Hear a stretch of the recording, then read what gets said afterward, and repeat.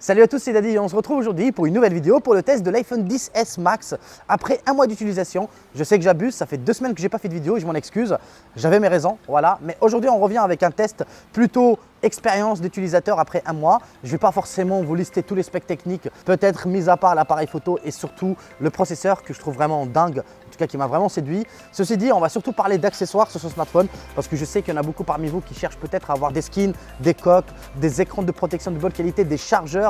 Bref, vous avez compris le délire. Donc restez jusqu'à la fin, likez, partagez et abonnez-vous si vous ne l'avez pas encore fait. Alors bien sûr, cette expérience va être plutôt assez proche de celle de l'iPhone X. Je sais que l'année dernière, grâce à mes potes qui m'ont vraiment aidé en pensant à Denver Test et à d'autres personnes aussi parce que le tournage s'est vraiment déroulé en plusieurs parties.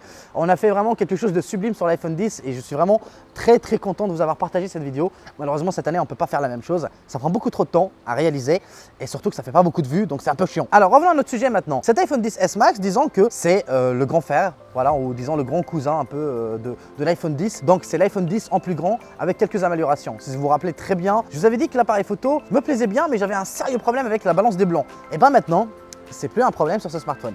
Franchement, ils ont fait un travail époustouflant, mais on y reviendra petit à petit. Design, franchement excellent, rien à dire. Avec cette nouvelle couleur un peu or plutôt bronzé ou or cuivré, c'est plutôt magnifique.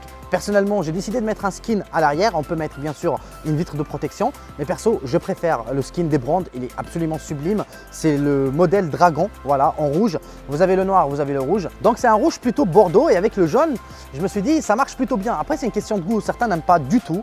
Ils trouvent même que ça rend le smartphone hyper moche. Moi, perso, j'adore. Voilà. Déjà, ça permet d'avoir une meilleure prise en main du smartphone.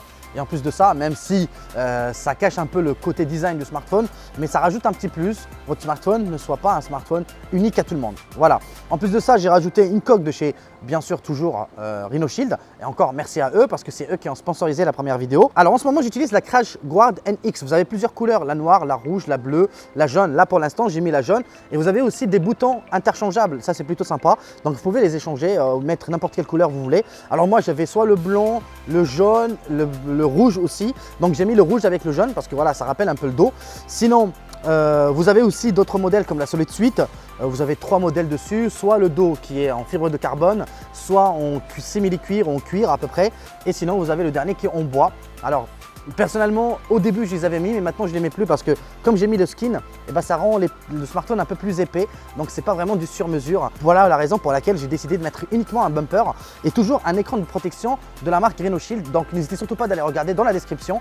On ne sait jamais, si vous souhaitez les acheter, vous retrouverez les liens directement dans la description. Vous avez un code promo, moins 10%. Je rappelle que cette vidéo n'est pas sponsorisée. Donc voilà, c'est vraiment des produits que j'aime bien. Voilà. Donc, j'ai demandé bien sûr à Rhino Shield de sponsoriser la première vidéo. Ce n'est pas le cas aujourd'hui, bien sûr. Donc, je vous donne un avis plutôt objectif. Je vous avoue, je ne l'ai pas fait tomber, je ne vais pas le faire tomber, je ne suis pas dingo, c'est mon smartphone perso, mais vous avez sans doute vu plein de tests qui vous montrent vraiment la solidité de ces produits. Après, je ne vais pas vous dire que ça ne va pas réellement impacter le produit en lui-même. Alors les coques sont faites en polymère, c'est du plastique, voilà, vous avez compris, mais on ne sait jamais, sachez que le plastique en question est traité, donc ça veut dire ce n'est pas quelque chose de nuisible à la santé. On ne sait jamais si vous avez votre enfant qui joue avec dans la bouche ou je sais pas quoi. Donc voilà, c'est pas nuisible à la santé. Donc voilà, tout a été mis en œuvre pour que la coque vous facilite votre utilisation. Après, ça rend le smartphone un peu plus mastoc, faut se le dire honnêtement. Ça cache un peu le côté joli du design, mais une coque, ce n'est pas fait pour rendre le smartphone joli, mais uniquement pour le protéger.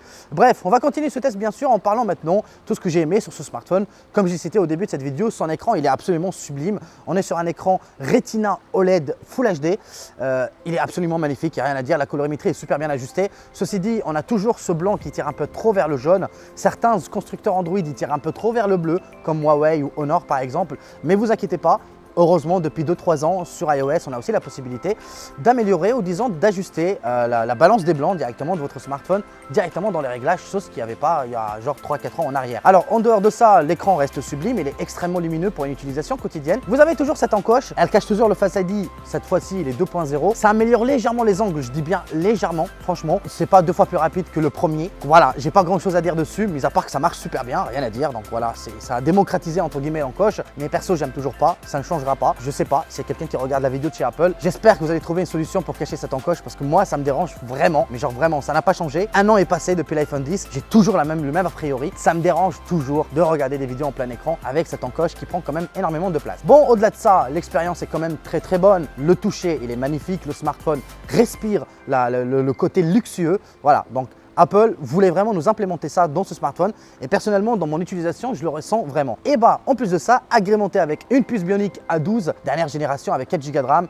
je vais vous le dire directement, c'est une puce gravée sur 7 nanomètres, ça met une claque à toute la concurrence, ça fait oublier même le Snapdragon 845 qui était déjà par rapport à la puce A11 de l'année dernière légèrement en traîne, voilà, vraiment légèrement à la traîne, mais là ils ont mis vraiment une claque monumentale à tous les constructeurs Android.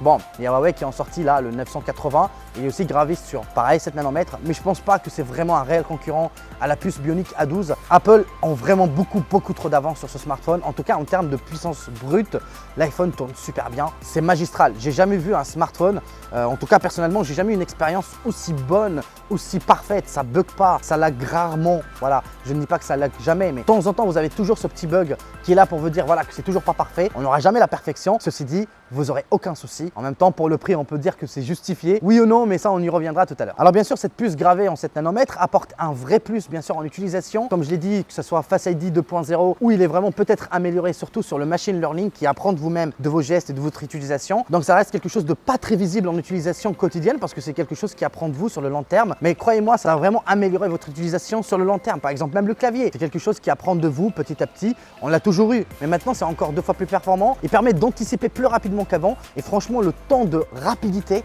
est vraiment, personnellement, je trouve même pas les mots. Voilà, pour vous le dire. C'est vraiment bien foutu. Et ça aussi, ça se ressent en appareil photo comme en vidéo. Et ça, on fait la meilleure transition du monde. On va parler de photo et de vidéo. Sachez qu'il y en a un nouveau capteur par rapport à l'iPhone 10, c'est pas exactement le même. On a un capteur légèrement plus grand et qui apporte un petit plus en photo, un meilleur détail, surtout en basse lumière. En plein jour, c'est quelque chose qu'on ne va pas forcément remarquer. Mais là où la différence va vraiment se constater, c'est surtout le HDR. Le nouveau HDR de Apple est absolument bluffant. Vous avez même la possibilité de prendre des vidéos avec un HDR en temps réel qui applique une certaine perspective pour pouvoir vraiment gérer la balance des blancs au début et derrière la scène. Je vous ai déjà fait le fight avec le NDX Mark II, vous l'avez tous constaté, c'est juste bluffant. Le temps d'analyse en temps réel n'est pas égal. Je n'ai pas trouvé un constructeur qui a réussi à faire aussi bien. Ceci dit, en photo, je vous l'accorde, vous avez le Pixel, vous avez le Huawei P20 Pro, vous avez le Galaxy Note 9 qui, selon moi, reste meilleur que l'iPhone 10 sur certains détails, sur certains éléments,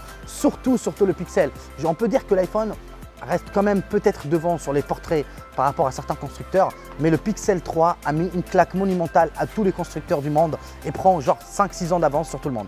À part ça, l'iPhone 10S Max, de toute façon, vous fera toujours énormément plaisir en photo. Il est l'un des meilleurs du marché à l'heure actuelle, il est excellent, vous avez d'excellents détails, la plage dynamique, elle est vraiment mortelle, rien à dire. Franchement, j'en ai fait plein de tests, j'ai pris plein de photos, plein de modèles, etc. Même avec mon Index, enfin en comparaison maintenant que je vous montre, vous allez constater qu'on s'y approche. On a un meilleur détourage, même s'il est encore loin des Pixels, des Galaxy, mais on a déjà un meilleur détourage. Franchement, personnellement, je suis plutôt séduit par ce qu'a réalisé Apple avec ce smartphone en termes de photos et de vidéos et surtout l'amélioration en termes de vidéos plutôt bluffante par rapport à la concurrence. Il est le meilleur, il a autant d'avance que Pixel en photo, en vidéo. Voilà, vous avez compris. Genre, il a 2-3 ans d'avance sur la concurrence. Bon les amis, vous avez compris. Maintenant, comme je vous l'ai dit, c'était pas réellement un test. La preuve, je vous ai même pas parlé des cas Pixel, etc. On s'en fout, je vous parle surtout de ma propre expérience, de ma propre utilisation. Sachant que, voilà, personnellement, j'utilise un smartphone plutôt très orienté aux réseaux sociaux, photo légèrement pas trop parce que quand même j'ai un très bon boîtier. Donc je suis plutôt vraiment photographe à l'ancienne plutôt que sur smartphone, même si je vous avoue que j'ai été plutôt séduit par ce smartphone. Bon, au-delà de ça, maintenant on va parler un peu de l'autonomie.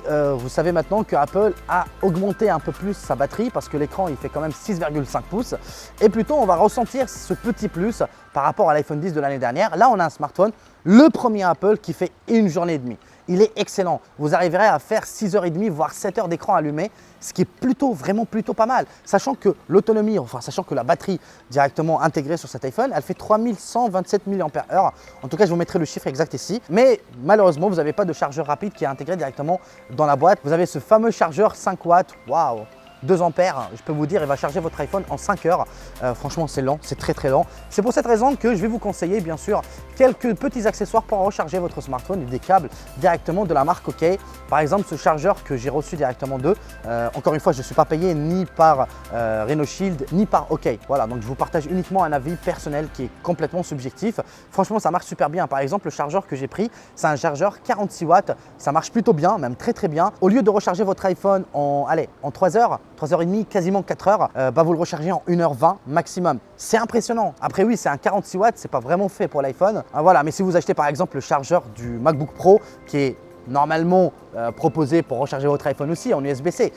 Bah, ce chargeur coûte 90 balles, je crois, un truc du genre, quasiment 100 balles et c'est à 87 watts. Je sais qu'il y a d'autres versions, mais ceux que vous recevez par exemple avec les MacBook Pro 15 pouces, bah, c'est des 87 watts, ils sont quand même recommandés pour l'iPhone. Donc je pense qu'un 46 watts ne va pas forcément faire du mal à votre iPhone, du moins je l'espère. Pour l'instant ça fait un mois que j'utilise, j'ai pas eu de soucis, mais franchement c'est une fusée. Je le mets à charger, 15-20 minutes déjà, je récupère quasiment 40-50%, mais c'est juste impressionnant. Bref, donc je recommande forcément ce chargeur. Vous avez aussi quelques câbles, par exemple USB-C vers Lightning. Si vous l'achetez chez Apple, vous l'avez pour 40 balles, je pense, un truc du genre.